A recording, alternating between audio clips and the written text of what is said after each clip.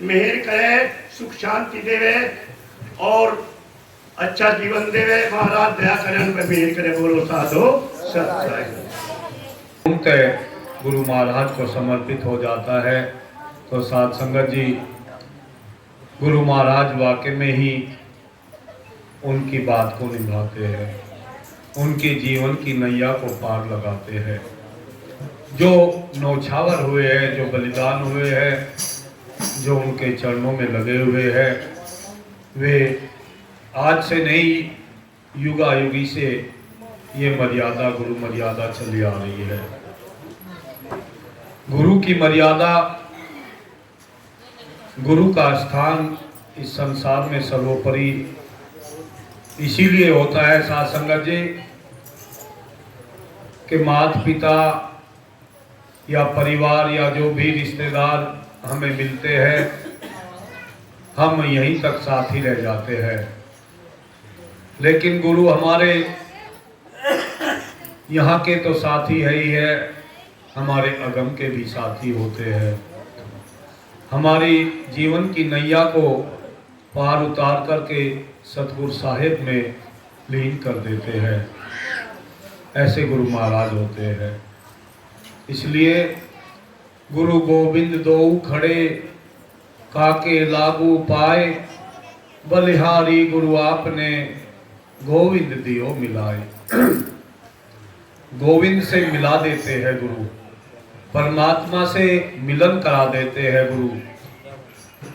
शिष्य को अपना जैसा भाव देकर के पार लगा देते हैं गुरु, वे होते हैं गुरु।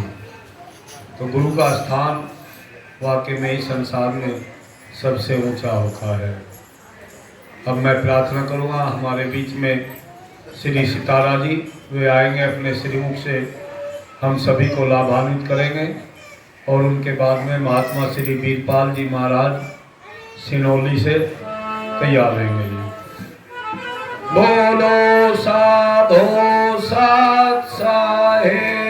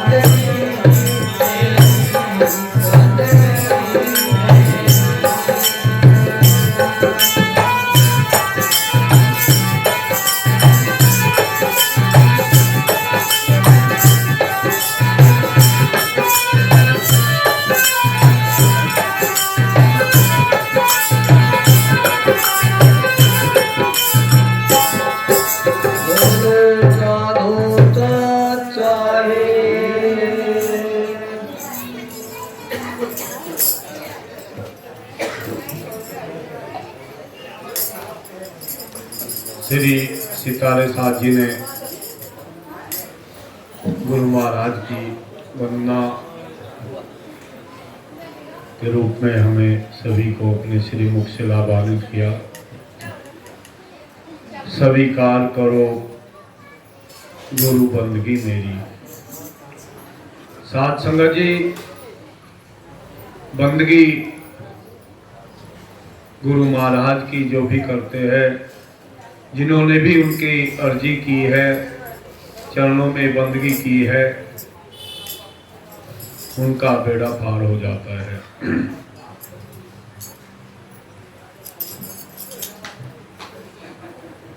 ये सतगुरु साहेब का जो खेल समझ जाते हैं, बंदगी के प्रताप से विभीषण को भी बताते हैं राज की प्राप्ति हो गई। बंदगी का ही प्रताप है, वंदना करना, झुकना, अपने आप को चरणों में अर्पित कर देना, ये बंदगी होती है। साथ संगत जी, इतना बड़ा उदाहरण आता है कि बंदगी के प्रताप से मिला विभीषण राज। क्योंकि विभीषण जो थे वे राम जी के चरणों में आ गए थे। उन्होंने सत का साथ दिया और राम के चरणों में आकर के अपने आप को समर्पित कर दिया। इस तरह से उनको राज तिलक की प्राप्ति हुई। अब हमारे सन्मुख महात्मा श्री वीरदास जी महाराज जी वे आएंगे, अपने श्रीमुख से हम सभी को लाभान्वित करेंगे। और इनके पास जलालपुर की संगत, नाम तो पता नहीं जी,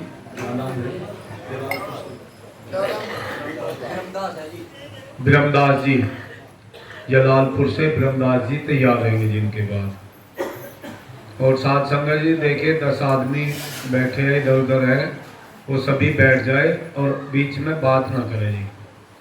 बात जो होती है ना जी, वो डिस्टर्ब कर देती है, सत्संग का अच्छा नहीं होता।